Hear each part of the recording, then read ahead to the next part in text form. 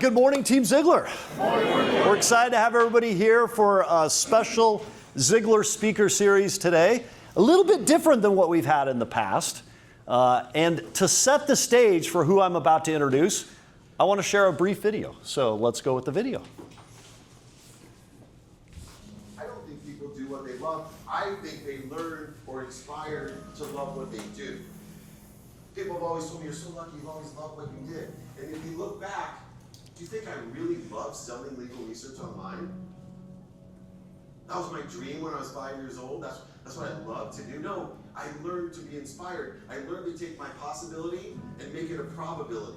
So you gotta know your what, you gotta know your why, make those possibilities your probabilities, and then every single speech I take is the most important part that nobody talks about, especially when you get to this woo-woo stuff, this spiritual stuff. I'll tell you what's the most important thing is how. How are you going to do it? Most people think that happiness is enough, regardless of how much money they have, what relationships they have, what they've achieved. They think that happiness is enough, even over their health. And so I started raising the stakes to be happy. And I believed that my happiness would be achieved by consistent, every day, persistent without quit pursuit of my potential. People don't realize is that when we let our ego get in our way, ego is the loss, the fear of loss. So need to be right, the need to be offended, the need to be hurt, fearful. When that trajectory changes, what happens is you continually go the wrong way. So my job as a coach is to say, let's get into the enjoyment of the direct pursuit of my potential. Right? And so when the light went on, it was not about the potential of making money and being an entrepreneur, which is one of my specialties. And I said, man, look, this is an opportunity now to show how great you really are. We can't let the outside voices, right, determine our success. The happiness that we have comes from within. Why are you going to give that control to somebody else? And I came up with 4 really valuable things that I took stock in. And the first one was gratitude. Simple gratitude. Although I grew up with nothing, I was always grateful. Throughout the whole process of consistently, persistently pursuing my potential, I was grateful. It made my past better, my present brighter, and my future even brighter than that. In fact, I tell people all the time, if you want to change your life, change your employee's life, your family life, it's very simple. 2 words, say thank you. Say thank you before you go to bed, and say thank you when you wake up. And I guarantee you, if you can do that for 30 straight days, your life will change.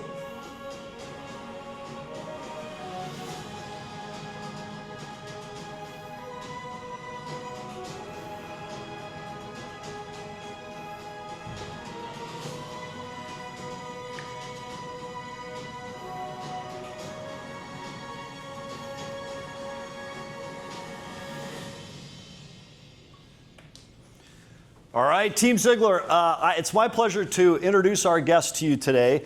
I want to introduce David Meltzer, who's chairman of the Napoleon Hill Institute. He formerly served as CEO of the renowned Lee Steinberg Sports and Entertainment Agency. And raise your hand if you know where Show Me the Money comes from. All right, anybody? He worked with the agency. As we've talked backstage here, he knows more people in sports. He's consulted and worked with, who was it that won the NBA championship here recently? New York, right? And he's done podcast after show after podcast. You can see him on Apple TV. You can see him on XM and all across the internet. And so without further ado, it's my absolute pleasure to bring to the stage Mr. David Meltzer. Let's give him a welcome of applause. Thank you. Thank you. Thank you so much. It's such a pleasure to be here. And this is definitely my vibe in here with a bunch of people that want to learn, that understand culture. I have a philosophy. I coach a lot of big executives from big companies, including the president of the Major League Baseball. And I believe people don't work for companies anymore. They work for cultures. And because culture is such a difficult thing to define, I'd like to start by defining culture to you, because I see a lot of culture around me. I see it when I walk up the stairs and the first thing I get is a diamond drop from the Zeigler Group. This is culture. Culture entails understanding consistently in a consciousness 3 different things. 1, values. If you don't have shared values from top to bottom in an organization, you cannot have a culture. And so I teach my company every week a minimum of an hour on Mondays. Now, I have a different type of company, so I'm able to spend a little bit more time on this stuff, but a minimum of an hour on Mondays, a minimum 15 minutes on Wednesdays, and a minimum of 2 hours on Friday on culture. And every time that we start one of those meetings, every single person, mandatory with exceptions, everything has exceptions, as you'll learn, my non-negotiable behavior has exceptions, but with exceptions, it's mandatory for every employee to attend this. It starts off with values, then it leads to daily practices, then it leads to execution. Now I add incentives in there just to clearly define, as Think and Grow Rich, Outwitting the Devil, Napoleon Hill, a definiteness of purpose aligned with our divine direction. And so a lot of people without incentives, they don't understand what the bigger picture is. So if you pay people, incentivize them, knowing, hey, this is how we prioritize because this is important to you for you to make more money. There's no me in team, but there is an I in win. And we want to, with culture, build champions. If you build champions on your team, your organization, you'll win championships. You'll win championships. You don't have to worry about monthly goals. I know these guys are going to drop dead now. I just said that. Don't worry about monthly end of month goals and end of quarter goals and end of years goals, but be intentional about it by building championships, but by building champions. So I focus on building champions in my culture.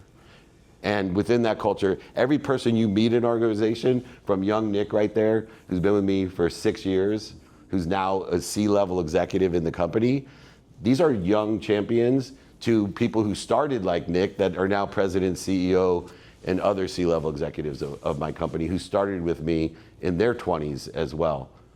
So think about, to win at the end of the month, end of the quarter, end of the year, don't attach all your emotions to, we got to hit this number. No, you have to build your team, your culture, by building your values, your daily practices, and the execution on that. And then in this business, incentives are quite clear. So it's a little bit easier than my opaque business. So let me give you a little bit of my journey, and then we'll talk about values, daily practices, and how to execute on that. I was born in the Midwest in Akron, Ohio. You can see my single mom there. She raised 6 kids, 5 boys and a girl. And she only cared about one thing, educating her kids. We had no money. She was a 2nd grade teacher who packed our dinners in paper bags, shoved us into a Country Squire station wagon that broke down half the time, and filled up turnstiles at convenience stores with greeting cards just so we could eat. And while we were in there, the siblings were taught to teach each other, and in this culture of my family of mentorship. The older kids mentoring the younger kids, everybody mentoring each other under the guise of my mom's whacked out philosophies that are a lot of moms' whacked out philosophies, like doctor, lawyer, or failure. Anyone grow up in a house kind of like that? Or the fetus isn't fully developed till after graduate school. My mom literally used to tell me, I would say, Mom, I'm going to be a professional football player. You know, I'm 7 years old. Look at me. Unfortunately, I'm like the tall, dark, and handsome one in my family. So my grandmother, they were in Michigan and had 8 brothers. My grandmother on my dad's side, 8 brothers went to Michigan undergrad and Michigan med school, but they're all 5'2" or below. So I thought I was doomed for sure. But I told my mom I want to be a professional football player, and her answer was, do whatever you want after med school. Anyways, I was different than my siblings. They all ended up at Harvard, Penn, Columbia, graduated summa cum laude, very academic. I wanted to play football, and the other thing I wanted to do, for the sake of what in my life, was I just wanted to be rich. But I didn't want to be rich to buy Ferraris. I know we got the Ferrari guy here. Don't worry, I bought plenty of those too. But I didn't want to be rich to buy Ferraris. I wanted to be rich to buy my mom a house, to create financial security for that's all. Every day when I was tired, I'd say, I'm not quitting, because I'm going to buy my house for my mom. And I really believed it was going to be through football, and I worked really hard. I always say, your skills and knowledge are your basement, your delta is your desire. People ask me, what's the closest you've come to your potential, Dave? Well, I can proudly tell you I was a very below average college football player at 147 pounds, but it was closest to my potential. And when I played my first game in college, it was funny. I was the fastest one on my college football team. I weighed 147 pounds, so it wasn't that helpful, but I did return punts. It helped a little bit. They put me on as a bullet on the kickoff my freshman year. I was so excited. In my mind, I'm like, I'm going to show everyone, the NFL, everyone that I'm prepared. So I'm flying down the field. I beat everybody, get through, and I just lay into the ball carrier, and I'm thinking, yes. And then all of a sudden, I'm thinking, no, because I'm flying backwards as he just throws me off of his thigh onto my back, and then to make insult to injury, he stepped on me while he ran over me. Literally stepped on my chest. And I'm thinking as I'm lying on my back, doctor, lawyer, or failure. And so I ended up wanting to be a doctor. And the funny thing is, that's probably when I learned the most valuable lesson my freshman year in college, when my brother was doing his residency at UCLA. So I went over to visit him, and he was in the hospital, and he looked at me and goes, Dave, you look sick. I said, yeah, I hate hospitals. He's like, bro, you are pre-med, you hate hospitals? I go, yeah, well, I'm gonna be a sports physician. You're right, I'll be in locker rooms, sidelines. I'll never be in the hospital. And he said this thing to me that changed my life. He said, David, you need to be more interested than interesting. You need to be more interested than interesting. And for me, it changed my perspective of how I saw things. And I started to do research on how I could make the most money to buy my mom a house. And I found out that oil and gas litigators make the most money out of school. And I found out that the best oil and gas law school in the country was a school in New Orleans called Tulane. So I turned down all these great law schools, according to my mom, to go to Tulane to be an oil and gas litigator, because I wanted to make money for the sake of buying my mom a house. And so this idea of intention, being more interested than interesting, having a definiteness of purpose, has always been a part of my life, and it makes, and you'll see, the values, daily practices, and execution easy by dissipating the dis-easy from your life. And so that's the equation that we're going to learn today. And so I went ahead and went to Tulane, did my best. I have a philosophy from my mom. Life is simple. Do your best, learn lessons, and have fun. Right? I'm on a mission to empower over 1 billion people to be happy. Right? My frying pan is really big. I help people because I find that they make their frying pans really small and wonder why they never catch big fish.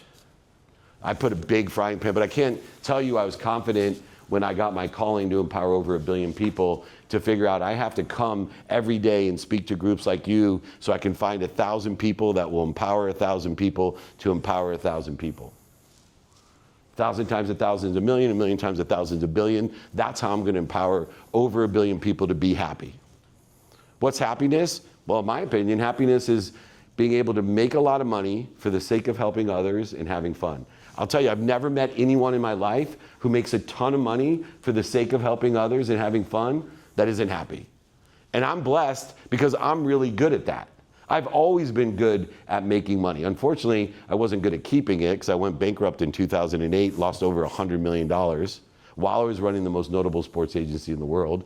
They had made the movie Jerry Maguire about our firm, surrounded by and access to what billionaires couldn't afford to do. Sidelines at Super Bowl, backstage at the Masters, all types of different things, but yet I wasn't happy at that time, and I lost everything. So making a lot of money, helping a lot of people, having a lot of fun, empowering others to empower others, that's happiness. I do my best, learn lessons, and have fun in law school, graduate, top of my class, but I end up with a job offer to be an oil and gas litigator in 1992. Anybody not born yet, Nate? 1992, there we go. So that's a long time ago. So in 1992, just to share a perspective, I was offered $150,000 plus bonus to be an oil and gas litigator right out of law school. That is a huge success. It paid off. But ironically, I also got another job offer to sell legal research on the internet. And the comp plan, you guys will get this in sales, my comp plan was set at $250,000. And so I wanted to take the sales job. Why? Because I would make more money for the sake of buying my mom a house. It wasn't some complex plan that some 24-year-old had. It was really simple. I had a definite purpose. I was put on this earth at that time to buy my mom a house and create financial security. And that's all I gave a shit about. And so I told my mom, I'm taking the sales job. My mom's response, are you kidding me? You need to be a real lawyer. The internet's a fad.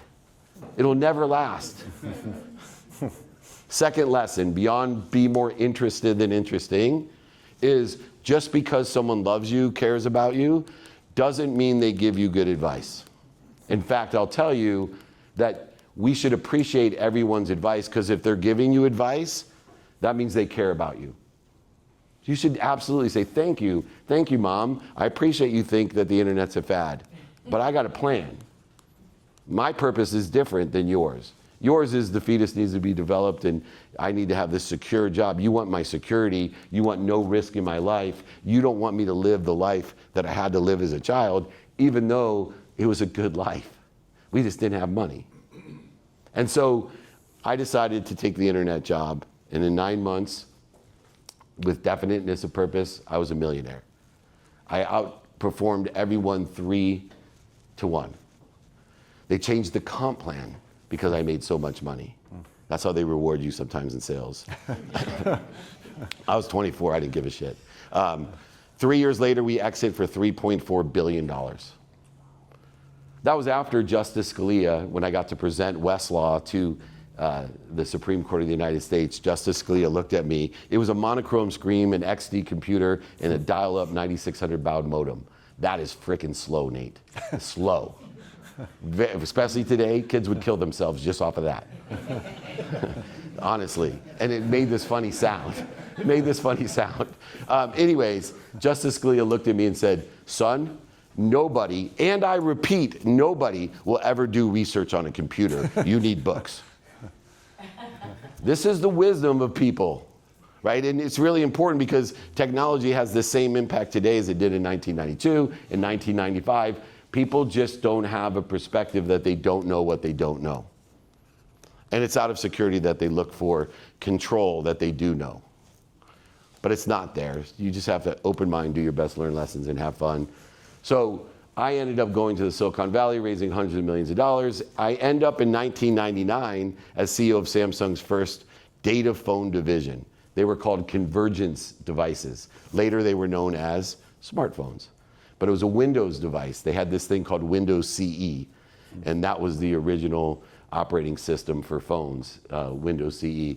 And I was CEO at a very young age, 31 years old, making millions of dollars, had made millions of dollars from the exit as well, and I wasn't happy. Married my dream girl, I wasn't happy. I had beautiful children, I wasn't happy. I was worth over $100 million, I wasn't happy. I was running the most notable sports agency. By the way, I got hired to be CEO of Lee Steinberg Sports Entertainment, the most notable sports agency in the world. Still, I later started a business with Warren Moon, Marshall Falk, Troy Aikman, Steve Young. Those were all our clients, Evander Holyfield, Lennox Lewis, Sabathia Ramirez. We were the most notable sports agency in the world. And I'm running this completely miserable while everyone's telling me, how do I get a job? I want your, oh my, you must have a dream job. And all I was trying to fill a God-sized hole with everything but God. And that's how you end up losing everything as well. And so 2 years before I lost everything in 2006, I was a wreck. Rich, but a wreck. By the way, I did, after 9 months, buy my mom a house. I thought that would make me her favorite child, but realized it didn't. 2 years before, I came home, I had lied to my wife. I told her I wanted to go to the Grammy Awards with Little John, one of my clients. He's a rapper. Not quite as good as Jesse Itzler, both from Atlanta, but still a great rapper and producer. So my wife said, Dave, you really shouldn't go. You're not paying attention to the family, to your work, and you're partying way too much. I'm worried about you. So I lied to her. I went to the Grammy Awards, came home wasted about 5:30 in the morning. I lived in Rancho Santa Fe, California. Huge 6-car garage, courtyard, and I can see the silhouette of my 5-foot wife waiting for me. The buddy who dropped me off is like, dude, you want to stay at my house? I'm like, no. Right? Look around you. Who do you think did all this? I walk in and my wife was crying and told me she wasn't happy, told me she was leaving me, told me I better take stock in who I was and what I want to become, or I was going to die. And she didn't want my 3 daughters to be around it anymore. At that time, I looked at her and I told her the same thing I told my mom, my dad, and my best friend when they told me they were worried about me. I told her to F you. Who do you think you are? And I was walking to my bedroom, or the guest bedroom, and she said something that just struck me. She said, if your mom knew who you really were, what would she say? If your mom knew who you really were, what would you say? I flipped her off, went to bed, woke up full of anger. I hated my mom, I hated my dad, I hated my best friend, and I hated my wife. And I'm sitting there as a lawyer thinking, how can I take all of their money? Because that was what bought me happiness. My whole identity was money. I was 38 years old with everything that everybody around me wanted, a gorgeous wife, 3 beautiful, healthy children, huge homes, 33 of them, by the way, in San Diego alone, a golf course, a ski mountain, everything, a plane, boats, car, anything I wanted. I could shop at any Zeigler dealership, pay cash. Anything I wanted. And I was so empty and so miserable that I hated my mom, my wife, my best friend, and my dad. I sat there thinking, how could I take their money? And all of a sudden I look over in the closet and there was this sport coat. This sport coat was given to me on my 30th birthday from my dad, who left when I was 5. My dad gave me the first birthday gift in 20 years. And when I got the sport coat, I was so excited. I called him. I'm like, Dad, I can't believe you remembered my birthday. I can't believe it fits. Who did you talk? I was so excited to reconnect to my own real father. And I opened the jacket, and inside of it, I was hoping it would say for my son's birthday or Armani. He had torn out all the pockets inside. And there was that jacket as I looked over in my closet. My dad telling me that jacket at that time was not for wearing. It was to hang in my closet to remind me I couldn't take anything with me when I was gone. That money would not buy me happiness, and I was just like him. When he said that, it triggered me, and I said, just like you, I'm nothing like you. You're a liar, a cheater, a manipulator, an overseller, a back-end seller. F you, and I hung up and hadn't talked to my dad in 8 years. I looked over in the closet. I hadn't seen that jacket almost since he had gotten it for me, and I looked over, and that's when I realized I don't hate my dad. I don't hate my mom. I don't hate my best friend, and I certainly don't hate my wife. I hated myself. I hated myself because I didn't take stock in the values that I grew up with, and I had lost those. I hated myself because I was a liar, a cheater, a back-end seller, an overseller. I hated myself. So I sat there all day to think of these values that I'm going to teach you today, that is build a culture that people come and shadow at my business, to learn how we build such a great culture in our business and execute on them by daily practices that accelerate, aggregate, and compound exponentially in the results that you desire or better. The results you desire or better. I is in win. I develop I's, individual talent, into champions. So the championships are given. Championships are given when you build champions through values, practices, and execution of those every day in a consistent, persistent pursuit of your potential. That means what you desire, either as a group or as an individual. Not what other people want for you, not what's missing, not what you don't have, not what social media makes you think that you want. There's a huge energy gap today, especially for kids, huge between I am and this is what I want people to think I am. Huge energy gap. You need to know I am. I am happy, I'm healthy, I'm wealthy, I'm worthy. This is who I am. I don't care what you think. I don't even know what I think, so how should I care what you think? But people do, especially young people. I have 3 daughters and a son. I'm constantly trying to get them out of This is what people think I am. So as we move forward here to these values, I sat on that day and I said to myself, I need to have a different mindset, a different perspective. What gives you perspective, and why is perspective so important? Well, our thoughts determine our perspective. Our thoughts determine the meaning of everything. And we have the power. God gave all of you the power to give meaning to everything you see. In fact, I give meaning to my bankruptcy as something that is an amazing event in my life. I wouldn't be here. In fact, 2 years later when I went bankrupt, I walked up to my mom's house to tell her, because I was too ashamed to tell anyone I was going bankrupt. So my mom had no idea that I was going broke. So now I had to go tell her I was broke. But you know what was even worse? I had to go tell her I lost her house. Because I didn't take my name off of title because of tax reasons.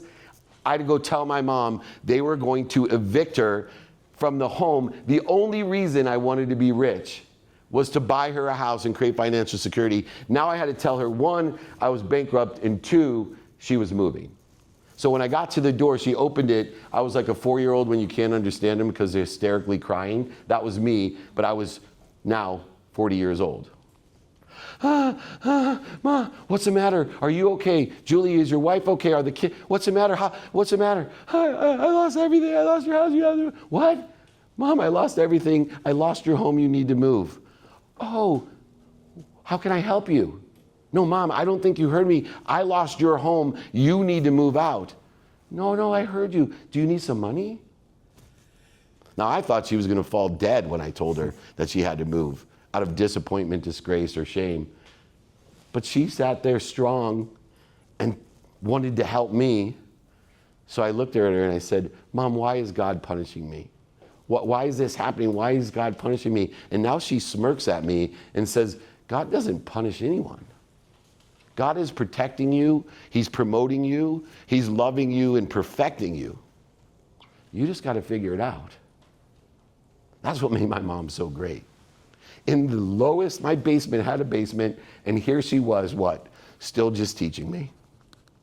Selfless, just teaching what she, in her definite purpose, was her legacy, which were her children. Her job was to teach her children. That's her calling, to teach children in general, but specifically her 6 children. And there she was teaching me again about faith. My response, I don't believe in God. Her response was a big smile. Oh, son, you believe in God. You just believe in the wrong God. Now let's get to work. And I got to work. I'd already been building these values, and I just got more focused on what I desired. This time, instead of I'll be happy when I make $1 million, I'll be happy when I have 10 million, 20 million, 30 million, 100 million, it was now not I'll be happy one, but for the sake of what? Because that's what got me there. For the sake of what? Not attaching my emotions to an outcome, but building me as a champion to once again win those championships, to develop my skills, my knowledge, and maintain the common denominator of all successful people. On my podcast, I've done like 2,600 episodes with billionaires, millionaires, entrepreneurs, celebrities, athletes, and entertainers, world-class people, and they have one thing in common, a desire that they must be what they can be. The desire is your delta. So what are these 4 values? Number 1, remember, thoughts become perspective or meaning, perspective becomes behavior, and behavior becomes results. I'll repeat it one more time. Your thoughts become perspective or meaning, your meaning or perspective becomes behaviors, behaviors become results. That's how it works. You don't have to attach your emotions to the results. You don't have to say, I'll be happy when I hit my number. You have to have the right behaviors, which needs the right perspective, which reads the right thoughts. So you need the right values that will be the engine for the thoughts, perspectives, behaviors, and results that you desire, either as a collective unit or as an individual. They both work. Number 1 value in the entire world and of culture is gratitude. I wasn't joking when I said if you can say thank you 30 straight days, your life will change forever. Why? Because I know in 30 straight days, if you say thank you before you go to bed and when you wake up, your perspective will change.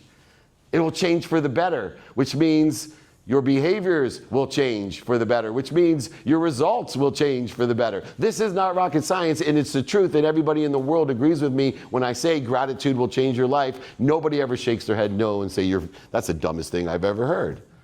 But here's the sad thing. Who here thinks they can say thank you before they go to bed and when they wake up for 30 straight days? Most people raise their hand. Here's the truth. By tonight, half of us won't say thank you. By tomorrow morning, the other half won't say thank you. And within 3 days, almost all of us won't say thank you.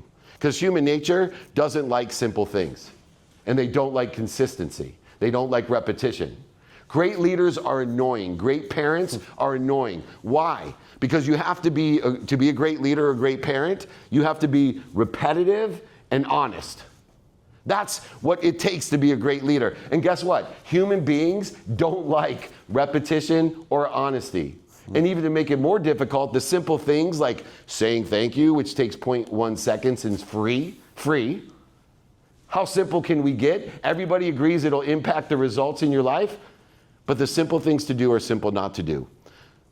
Part of being grateful is to double down on the simple things. Right? Like Lou Holtz, right? John Wooden used to have his team tie their shoelaces. That's a simple thing to do. But loose shoes and improperly tied shoes caused ankle injuries that would cost them championships. Who's won the most championships in college basketball? John Wooden. John Wooden's so powerful with his values and his culture that when I represented Andrew Luck with Warren Moon, my business partner, at Stanford, in the cafeteria, they had the Pyramid of Success from John Wooden, a UCLA coach. That's pretty cool. But that's culture. Gratitude will give you the ability to find the light, the love, and the lessons in anything, even a bankruptcy. Even a bankruptcy of $100 million, while you have a public, renowned leadership position that's supposed to be one that takes care of people's money. Gratitude, number one. 2, the most overlooked powerful value in the world is forgiveness. See, gratitude will give you that perception, but forgiveness will give you ease. Now, if you're a faith-based person, whatever that faith may be, if you believe in something bigger than you that protects you, promotes you, loves and perfects you at all times, more than your mom, then you'll understand that I want to be at ease so that I can have the infinite amount of intelligence, inspiration, intuition, energy that exists through your God, your faith, whatever that may be. Think about it. You don't get tired because you run out of energy. You get tired because you're interfering with it. You're interfering with an infinite amount of energy, intuition, inspiration, and intelligence. And you have to figure out how you're doing that. And we're going to teach that today with the behaviors that we're going to get to. But gratitude gives you perspective. Forgiveness gives you ease. And there's only one person ever to forgive: yourself. You can't give what you don't have. You want ease in your life? Be the most forgiving person in the world. Your life will be so easy, you can't even imagine. But unfortunately, we have the needs of the ego to be right, offended, separate, inferior, superior, anxious, frustrated, angry, guilty, worried, resentful. That doesn't exist in ease. What are those things? Dis-ease. They're interfering with your infinite power that you were born with.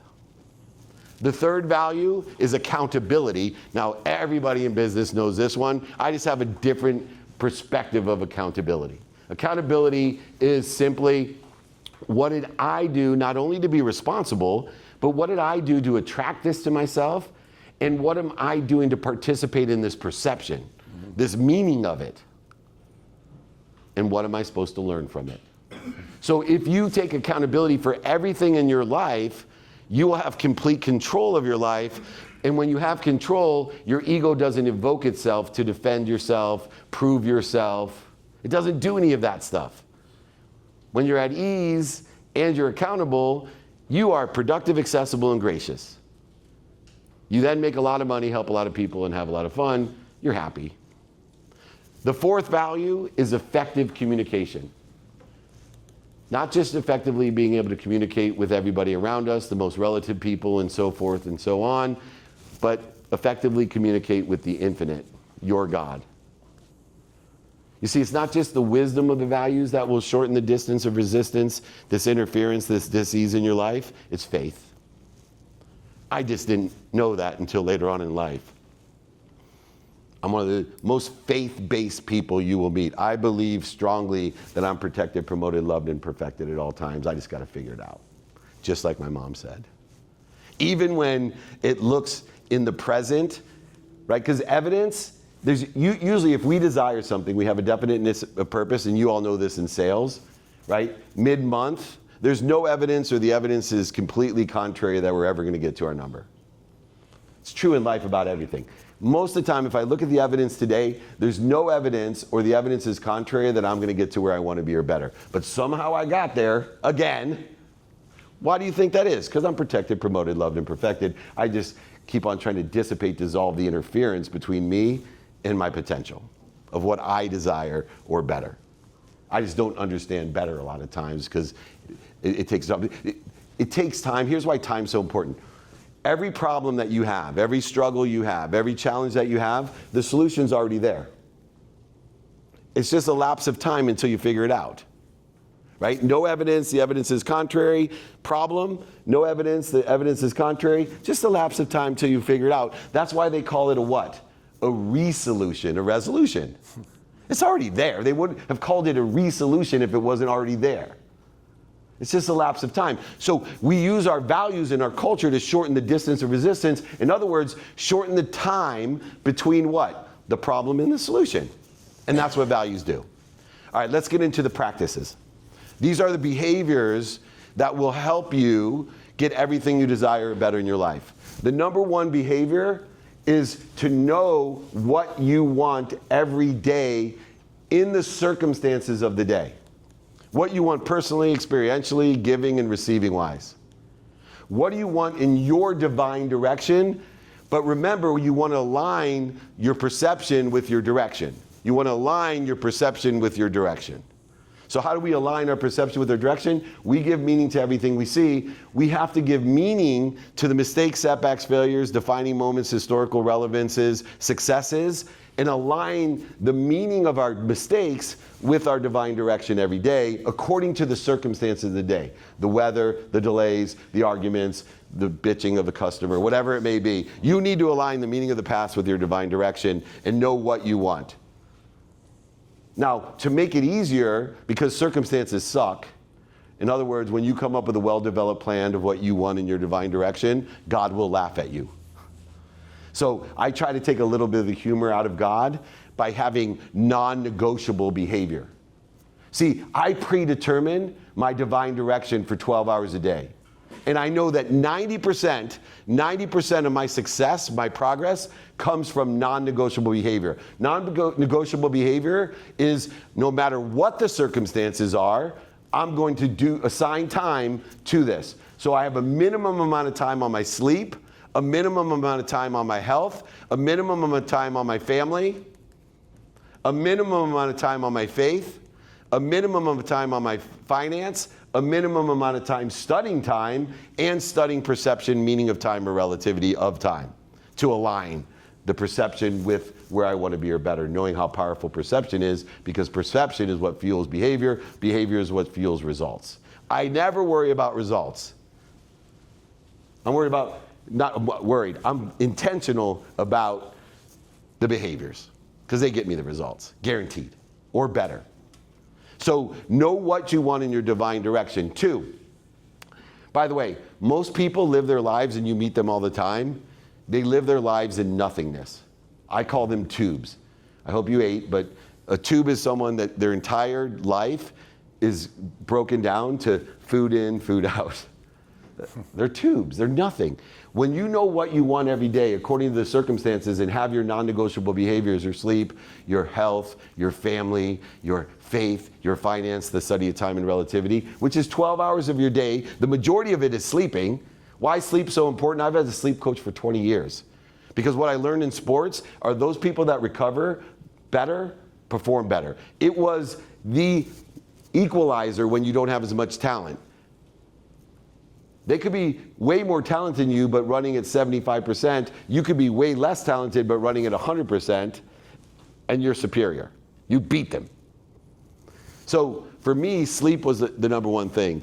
If you know your what, it's a possibility. It's a mathematical advantage over nothingness. You live your life in possibilities, which is so positive and so fun. But if you know your who, number two, the number two practice is know your who, and this is part of the culture, know who can help you first. Who sits in a situation that I want to be in and can give me directions there so I don't have to pay the dummy tax. I paid over $100 million in dummy tax. That's a lot of value I bring people. That's why I coach so many high-level executives, is they don't want to make the same dumbass mistakes that David Meltzer did, so I am extremely valuable because I'm an idiot. More people ask me financial advice because I lost $100 million than when I made it. Why? Because I can share easily what to avoid better than how, according to circumstances, I made it. So know your who by knowing who can help you and who you can help. The fastest way to get to where you want to be is to surround yourself with people that can help you and you can help. If you do so, people will buy from you and sell for you for life. This whole culture, this business that was built a long time ago, the reason it's so successful is that it's built on a culture of people buying from you and selling for you. Nothing's easier than people selling for you. Oh, Steve loved his Ferrari, told me to get it from you. He flew into Wisconsin to get it, or Lake Forest, wherever, Illinois, right? So, like, how often does that happen? It happens in my life. I'm probably here because of people are buying from me and selling for me. Know your who. The third one, know your how. In order to know your how, you got to understand time and where you're assigning time. 12 hours of my day is non-negotiable, with exception. Remember, with exception, I will be very vulnerable, right? I did not get but 20 minutes today so far on my health, because I came back from Japan, immediately went to Dallas, went to Louisville. Flight was canceled, had to drive in late last night to get here, and I wanted to get my minimum of 7 hours of sleep, which got me only 20 minutes on my workout so far. So I make an exception. I may or may not get to a minimum of an hour on my health today, but I'll tell you what, tomorrow in San Diego, super priority, never double down on my L's. You'll never see me losing 2 games in a row, because the things I have to make an exception for from my non-negotiable behavior become doubly non-negotiable. It's the first thing no matter what.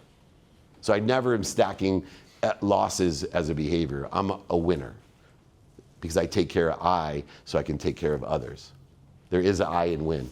Know your how, know your time. Know that there's planned time, there's unplanned time. Study it. Look at it and say, what am I doing, saying, thinking, feeling, and believing aligned with my divine direction, and how do I adjust my perception to get there faster, to see what's there? Scheduled time, non-scheduled time, planned time, unplanned time, paid for time, unpaid for time is really important. I like activity I get paid for. There's just 24 hours of activity. I try to maximize the activities I get paid for. Why? Because money doesn't make me happy, but it allows me to shop. And if I shop for the right things for the right reasons, super happy. The more money you have, the more you can help other people if you are making the money for the sake of other people and having fun, which will make you happy. Know your how. Understand productivity, accessibility, and gratitude within the context of every 24 hours. Remember, your human experience is from the time your heart starts till the time it stops. Divided by 24 hours guaranteed by God. Every day you're guaranteed 24 hours. Use it with definiteness of purpose. Use it to learn. Life's about lessons. Lessons keep on coming until you learn them. Keep learning every day for 24 hours. Use it correctly. You're guaranteed 24 hours a day, every day of your life, except for the last day of your life, you'll be cheated. Just realize that and move on.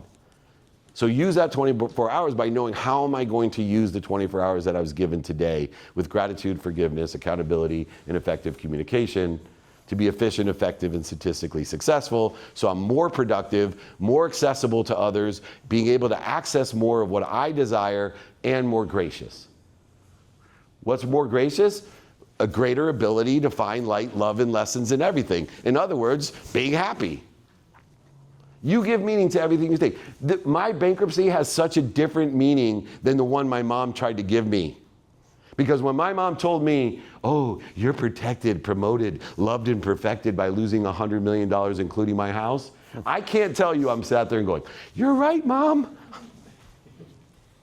Like if you could hit your mom, I was close. Are you effing kidding me? Right, which is why I said there is no God. But today, my mom is absolutely right. Nothing has protected, promoted, loved, and perfected me more than being humble. My mom has this great quote that I live by every day and still am challenged with. You're either humble or you're about to be. I still make the mistake, just so you know. My daughter bought her first place in Chicago, and Genius over here says, oh, don't lock in your rate. Interest rates are going to go down. Iran war happens, trust me, interest rates are much higher. You're either humble or you're about to be. You don't know what you don't know, and it goes both ways. So remember, even though the evidence isn't there that you're going to get to where you want to be, or it's against where you think you'll ever get there, you don't know what you don't know. You're either humble or you're about to be. Just keep what? Doing your best, learning lessons, having fun, live by your values, and start executing with these behaviors that create the results that you desire as well. The fourth behavior, daily practice. And remember, these are daily. That's every day, 7 days a week. 7 days a week. It's just I add time to my non-negotiables. I was in Japan. I added a ton of time to family, a ton of time to health. Here, I'm getting the minimums. Right? And talk about minimums. I give a minimum of 2 minutes a day to my 3 daughters. People on the internet, have millions of followers or whatever, and they're like, oh my God, you only spend 2 minutes a day with your daughter? First of all, 2 minutes a day, 7 days a week without missing is worth 2 hours on a Saturday. So I'm probably spending more time, even if it was just 2 minutes. But remember, it's a minimum of 2 minutes. So every day, I tell my kids that I love them, I'm proud of them, and I have their back. In that minimum of 2 minutes. Every day, they know that their dad loves them, he's proud of them, and I have their back. Every day for 20 years, I let my mom know that I'm happy, I'm healthy, I love her, and appreciate her. I kept her phone when she passed last year on my plan. I still have it for the main reason that every day I text her, I'm happy, I'm healthy, I love you, and appreciate you forever. Because I know as a parent, that's all I give a shit about my kids. If my kids would just tell me every day, hey Dad, I'm happy, I'm healthy, I love you and appreciate you, right on, do whatever the hell you want. Just do your best, learn lessons, and have fun. Because that's all I have. My kid's like, I want to be a gamer. Sweet. You want to be a gamer? Throw away the calculus book. Let's go. But you're going to do your best, learn lessons, and have fun doing it. Probably a lot easier doing that with gaming than with calculus. That's all you ask. So the fourth behavior is my favorite. It's called do it now. Know your now. Another simple things to do. Do you know that 100% of the things you do now get done?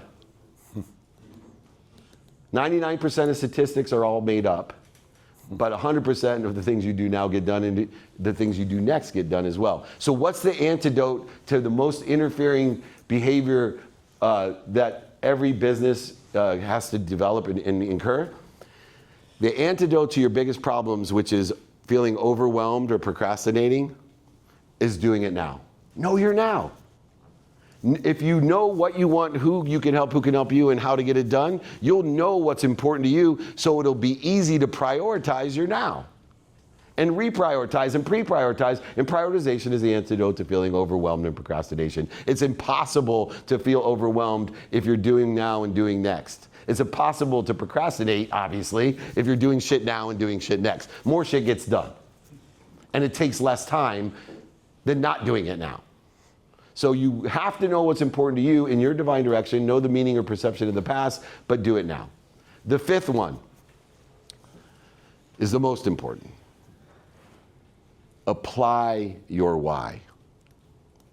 You need to have wisdom and faith to apply your why. You need to believe in something bigger than you that's omniscient, all-powerful, all-knowing, and infinite energy, intellect, intuition, and inspiration. You need to believe in something bigger than you that loves you more than your mom to apply your why.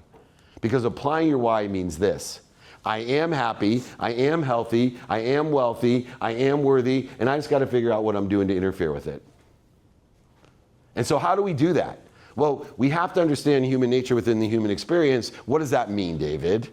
Well, I'll tell you what it means. It means that I understand there's uncertainty every day. And I know that the needs of the ego says, I need to be in control, I need to defend myself, I need to prove myself. These are the things the ego says, right? In the old days, it was a saber-toothed tiger going across your cave, and your ego says, oh shit, I gotta defend myself, or I gotta prove myself and kill it to have better than dad, or whatever it is. That's what it does.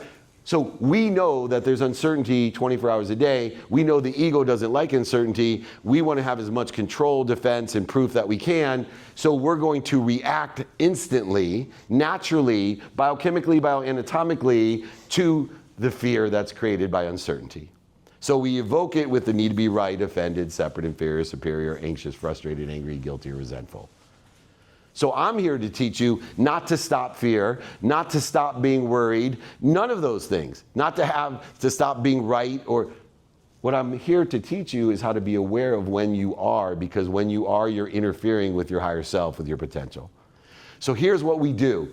When we have a need to be right, offended, separate, inferior, superior, anxious, frustrated, worried especially, resentful, instead of trying to out-logic it and out-analyze it, which is impossible because that's an emotion, it's energy in motion. You can't out-logic worry.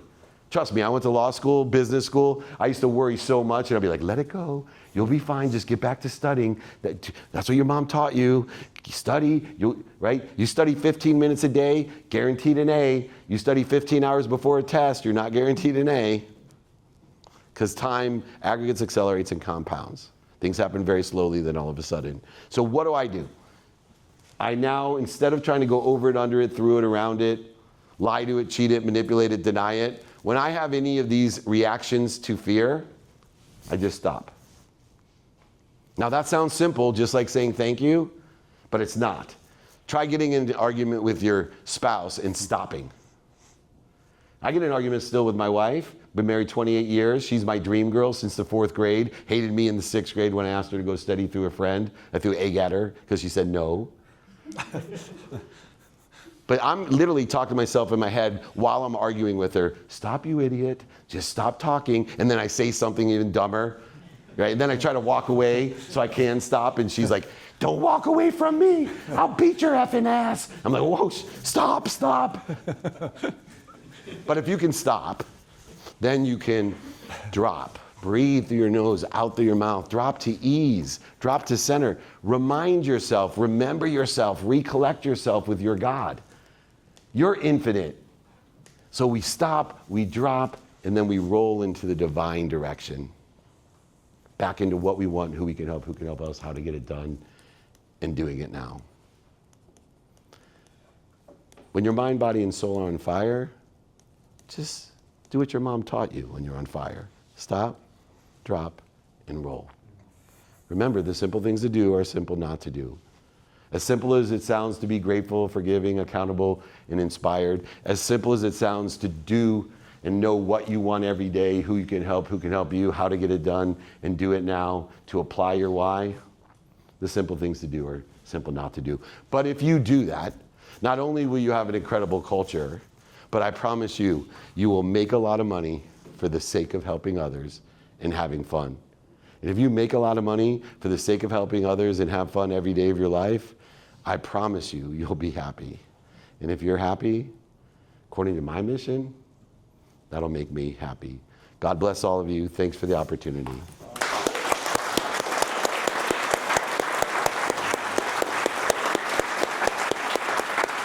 Thank you so much for being here.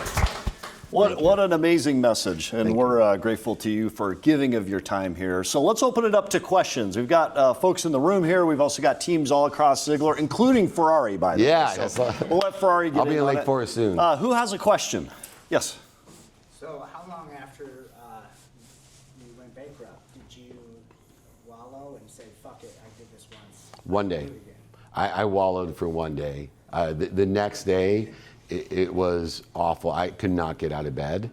And ironically, Rocky's one of my favorite movies, all 8 of them, or 9 of them, whatever. I just love them.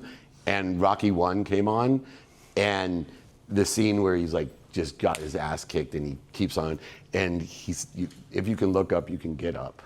And I still get emotional about it, because that's what I kept telling myself. If you can look up, you can get up. Here's the funny thing. A lot of people come to me for coaching and help and all this, and they'll say, hey, you know, I'm going bankrupt, or I went bankrupt, I lost everything, not nearly as much as you. And I'm like, well, first of all, when you lose over $100 million, it's actually much easier to recover than if you lost 100,000. Because you've built, you haven't taken away your skills and your knowledge or your relationships. I mean, to be humble and fair, it took me 2 weeks to make my first $2 million out of bankruptcy. That's how many people I knew and what I knew, but I needed a fresh start. They couldn't take away my desire. And they couldn't take away what I knew and who I knew. Great question. Thank you. I'm sure this is the number one question, but how'd you lose it? Great question. Besides being an idiot. I wasn't more interested than interesting. So I didn't ask for help. One of the things that changed my life is asking for help. Receiving became a big priority. When somebody told me, you realize when you're giving, when you're able and capable of helping someone else, you're at your higher self. You're at your highest self when you're able and capable. That's why everyone likes to give, because you're closest to your potential. You're closest to God when you're able and capable of helping others. So when you don't receive and you don't ask help, you're cheating other people from being at their highest self. You're actually giving a greater gift by receiving than you can imagine. And so this paradigm shift was essential. I asked for help all the time, and I learned it through necessity of the bankruptcy. And so I lost money because I had a $40 million line of credit at my private bank, which was an 18-year line of credit. 2008 hits, I'm extended out, but in really good investments, not dumb investments. Now, I wasn't paying attention because I was using drugs and alcohol and ego to run my life. But I went into the bank, I got into a lawsuit because of ego. I needed $5 million cash. I went into the bank and said, hey, I need to draw down $5 million on a line, which I never had drawn down on before. And they said, oh, nobody called you? We're capping the lines at $1 million, you have to reapply. That was the start of a really bad thing. When you need $5 million, and even though liquidity is an interesting thing, and if you have an ego and start believing what other people, like my nickname was Midas or Money Money. People would beg me to invest with me. Beg me. And then they blame me. I had people that I did not want their money, like, let me just give you $10,000. They went bankrupt in 2008 for millions of dollars, but because I was a public figure and a community figure, they just blamed me because they couldn't take accountability. So they're like, oh, you know, I invested in this thing with Dave Meltzer. Yeah, they invested $10,000 and they bankrupt themselves for millions, but I was a great scapegoat. And these were people they called friends. That was the one that took a lot of forgiveness to stop me from getting in my own way to succeeding for the future. When you talk about knowing your who to pour into and then who to get back from, did that change your who prior to your bankruptcy versus after? Absolutely. Well, I was more on the Covey side of things. Surround yourself with the 5 people and you'll become those 5 people, which isn't true, or else every mom of 5 children would be the aggregate of their 5 children. What it did was, hey man, get really definite about the subjects, topics, and expertise that you're interested in and create a team by subject, topic, or expertise. That's how I ended up with a sleep coach. Because sleep became super important to me, and I have a sleep team, people that I help with sleep, and she helps me. So you can imagine, I'm always looking for, like AI, I'm like the water boy on my AI team right now. And I'm looking for someone that I can help, which is, you know, the guys who are older and whiter than me that know nothing, right? And I'm just like, they're lost like me. But pick those teams and make sure that you pick the people, most importantly, that are in a position that you want to be in, and have humility to learn through that. Question? Yes. If you could go back and tell yourself before you went to college, what would be one thing that you would say that, hey, the dream is worth it, or this is what you're going the right way, what you would say to yourself? I'd say 2 things. 1, ask for help, which I already covered. But 2, ask yourself every time that you pick a substantial activity, for the sake of what am I doing this? You know, that keeps me aligned with my divine direction when I'm always asking, not I'll be happy when, or this makes me feel. If we're following feelings about prioritization, we get into real trouble, because usually we feel like doing really bad behaviors and we don't feel, especially initially, at doing good behaviors. The key is, if you're consistent at feeling, doing things that don't feel good, all of a sudden they feel good. Working out's a great example. Like, how many of us don't want to work out and then feel so good? I've worked out for years now. I've never wanted really to go work out at 4:30 in the morning, but I've never left a workout and said, oh, I wish I didn't do that. And two, I do have a Michael Jordan rule, which says this: when I don't want to do something, I tell myself, well, Michael Jordan's waiting to do that Excel sheet with you. And if Michael Jordan was actually waiting, how excited would I be to do Excel sheets with Michael Jordan? So then I said, well, if it's worth it because Michael Jordan's with me, then it should be worth it for the sake of what I'm doing the Excel sheet to provide for my community, to provide for my family, or whatever else it is that we have. Question. I know the answer is probably somewhere in your book, but I was really curious as when you said you never double down on your losses. If you take a loss one day, you never double down. How do you really get out of your own way to avoid that to happen? Prioritization and practice. So anything I need to get better at, I need to practice. And then practice means 7 days a week to me. And that's because I understand the conscious continuum. Your conscious has a cellular memory. It takes repetition to get to your subconscious, which is 80%. Not only is it repetitive, but it's 80% negative thoughts. And then that is programming your unconscious competency, your unconscious self, your DNA. You actually can change. So, you know, people tell you it takes 21 days to create a habit. Well, it starts a habit, but determined upon your subconscious or your unconscious. That's why if you're an alcoholic, you can't just stop drinking for 21 days and never drink again, because you've now formed a habit of not drinking. Why? Because most people have a genetic or energetic inheritance of alcoholism or of obsessive behavior that is bad for you. And so that's why you have to practice every day, whether it be the 12 steps or whatever it is every day, so that you're programming your genetic, right? You break the chain of genetic inheritance or energetic inheritance to your own kids or grandkids. Great questions. All right, let's go to the anybody abroad. Actually, Ferrari. Does Ferrari have a question? Mercedes-Benz? Anybody? Yep, going back to Mercedes-Benz, if we can unmute them. They are? You got to unmute. Oh, very good. Go ahead. If you were to say, I'm 19, I'm still in college, and I have a question on how, let's say you do something bad, how do you reset yourself? Yeah, so when we do something, there's no bad or good, right? It's either the way you categorize it. I probably should look here, right? Yeah. So the way you categorize it is this aligned with where I want to be or better? Or is this interfering with it? And then we use gratitude, number one, to say, where's the light, the love, and the lessons in the thing that I'm doing that's interfering with my success? Forgiving myself for being human, for making that mistake or doing the bad thing. And then taking accountability and saying, what did I do to be responsible for this mistake? What did I do to attract this mistake? What am I doing right now to participate in the perception? Because people keep beating themselves up, creating even more and more interference or accelerating in the wrong direction. So what did I do for these three things, and what am I supposed to learn from it? The minute you learn from it, it's over. It's a resolution. The resolution's there. Now you can effectively communicate and allow you to be more inspired, more intelligent, more intuitive, more energy, all the things that will allow you to be more productive, more accessible to others, access what you want, and more grateful. It continually compounds, like all energy, accelerates, aggregates, and compounds. It makes life easy. Why? Because you're spending more time at ease than at dis-ease. Great question. Any other questions? Other rooms? Pop your hand up if you do. Fantastic. I must be inspiring. Thank yes. you. Hey, as we wrap up here, can we introduce, We had one question up in the front. Very good.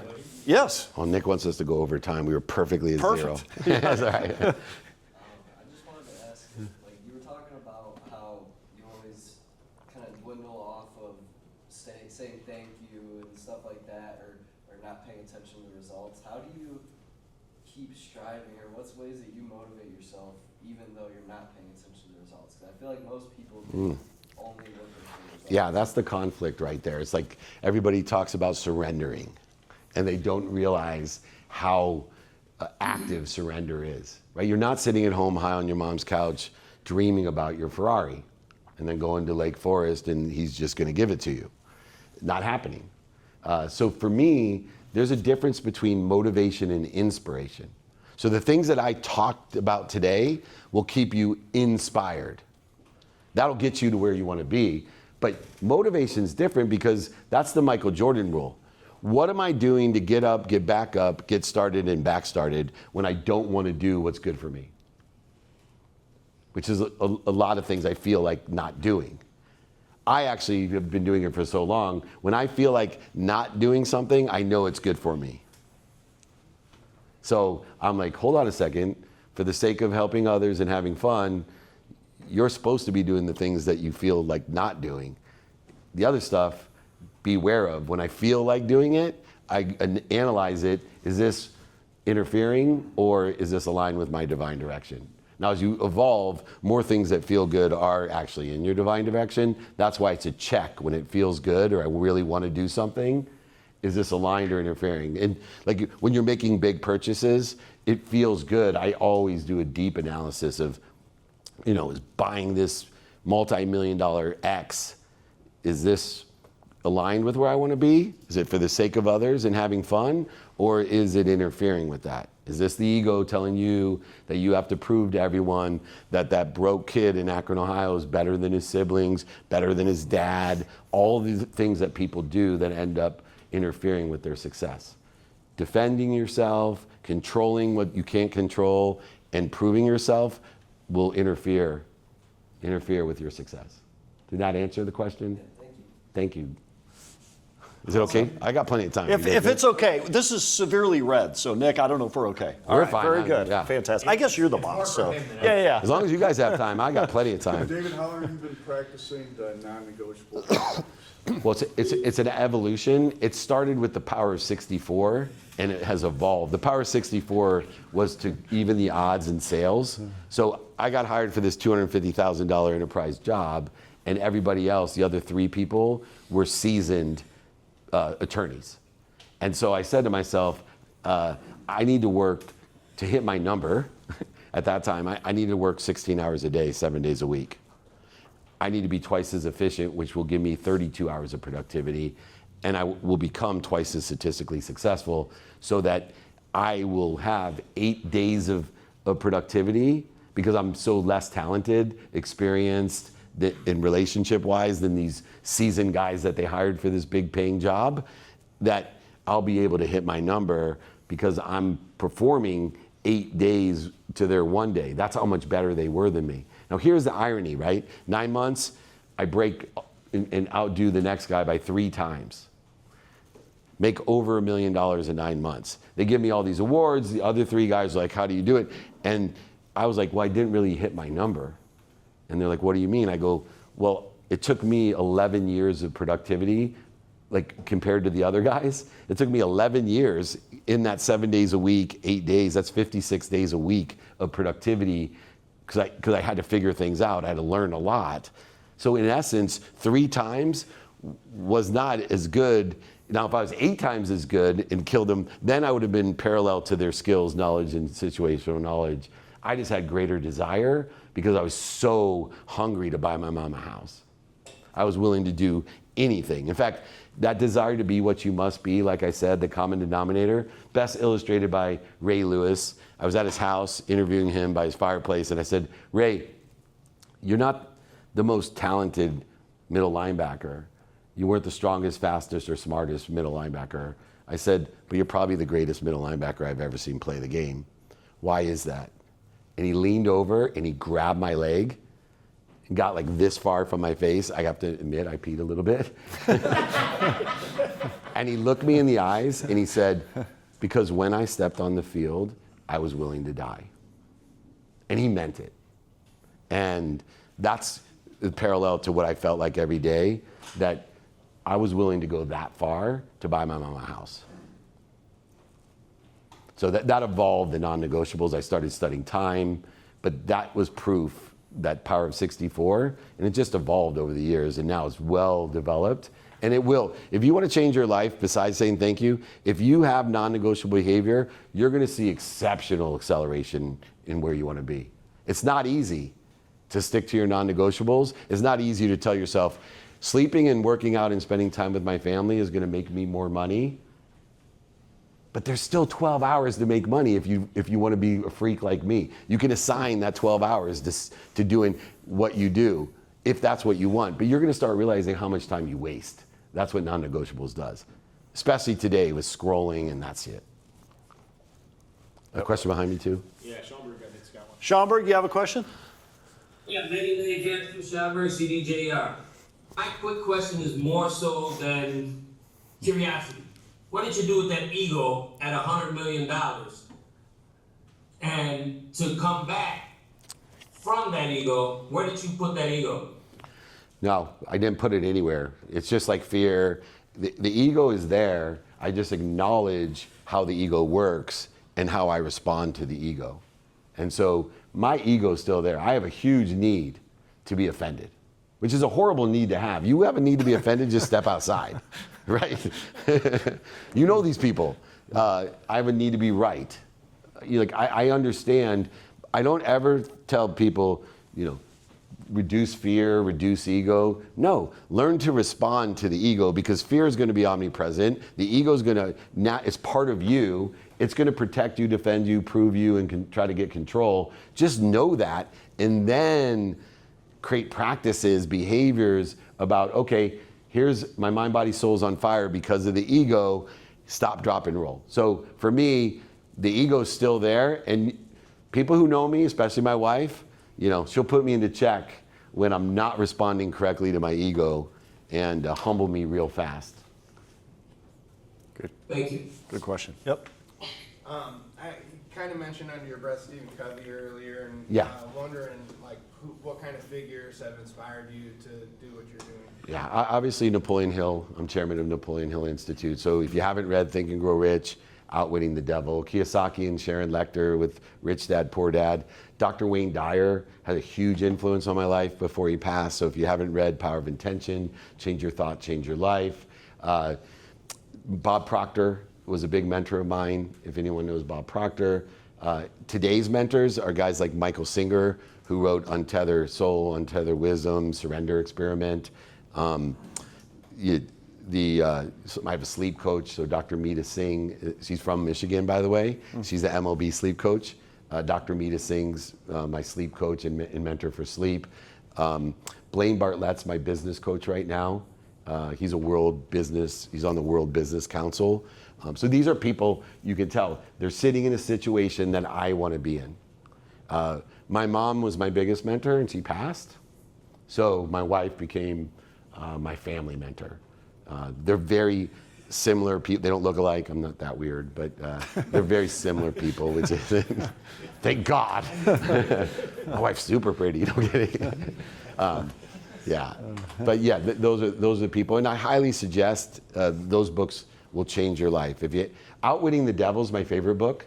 Most people don't know that Napoleon Hill wrote that in 1938, and it wasn't published till 2011 because it's so advanced.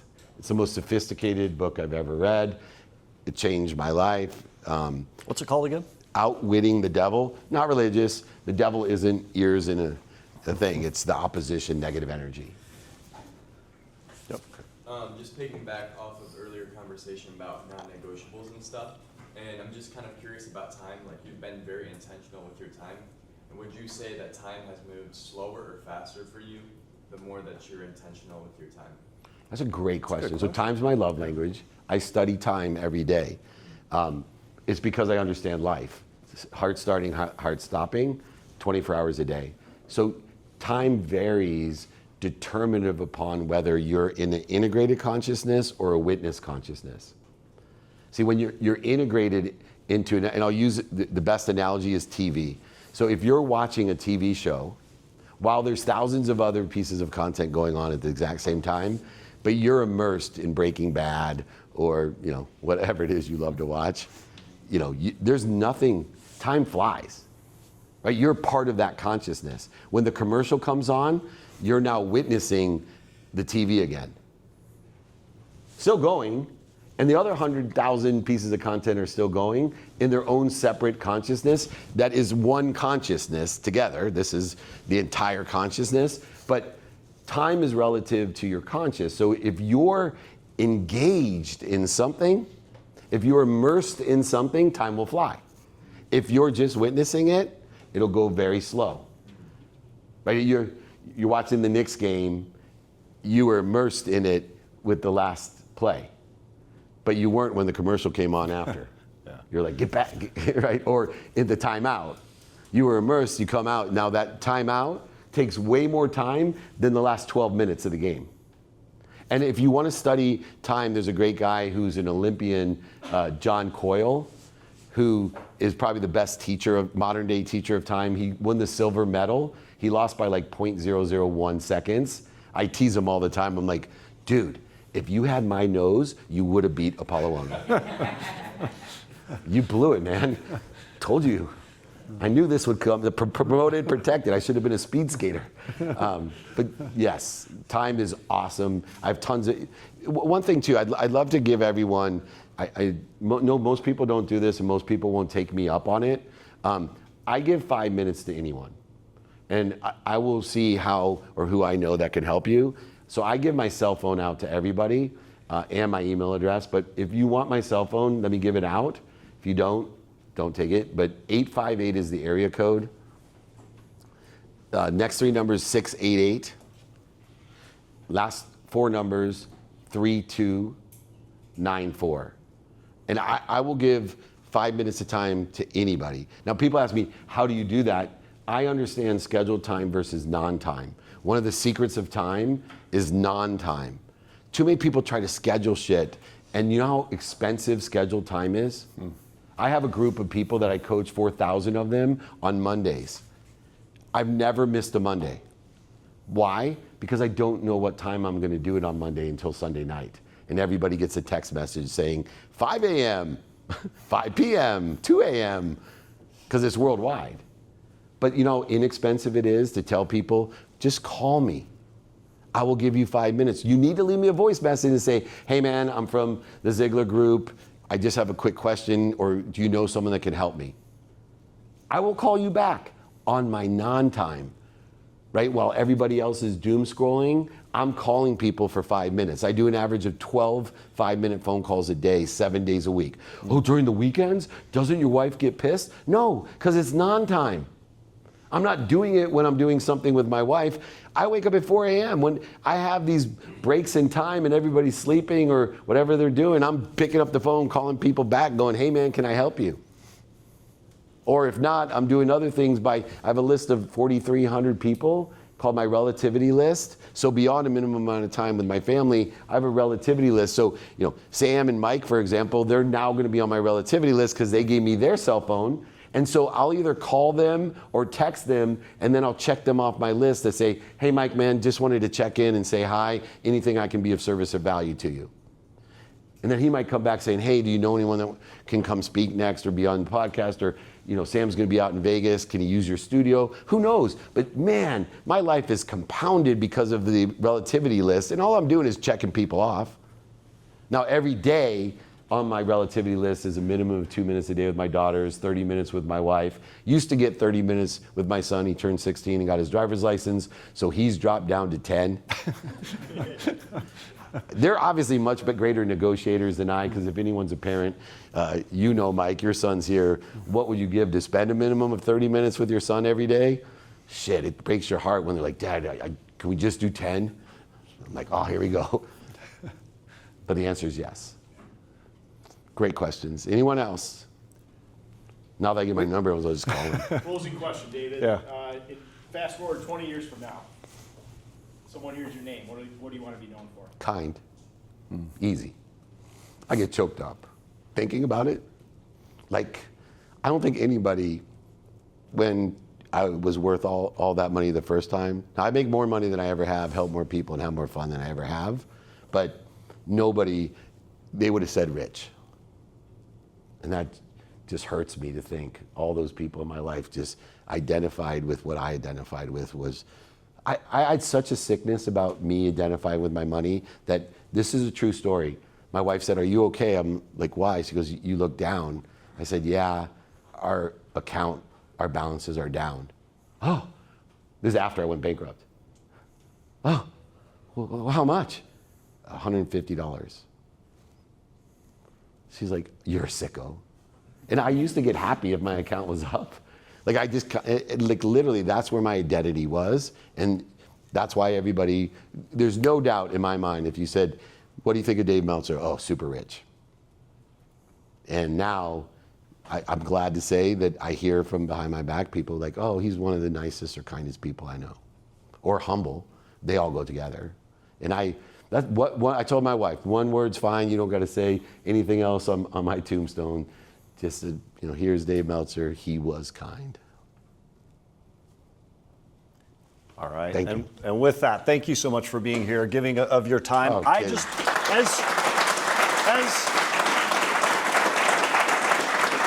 as we do a final round of applause, I just want to introduce one person that helped make today possible. So Glenn Lundy has worked with David Meltzer for quite a while. When I met you in Vegas at your podcast studio, we made that connection. Glenn was somebody that we quickly went to. He's been on the Car Dealership Guy podcast and has a great following in automotive and the training development world. So we appreciate you being here. Anybody that wants to say hi to him, you're welcome to. Awesome. But thank you again for pouring into us. Huge round of applause, and you'll be around a little bit. Thank you, everybody. Thank you. You guys are lucky. You guys are very lucky. So drop as many diamonds as you can. So appreciate it. Thank you, everybody. Thank you. And by the way,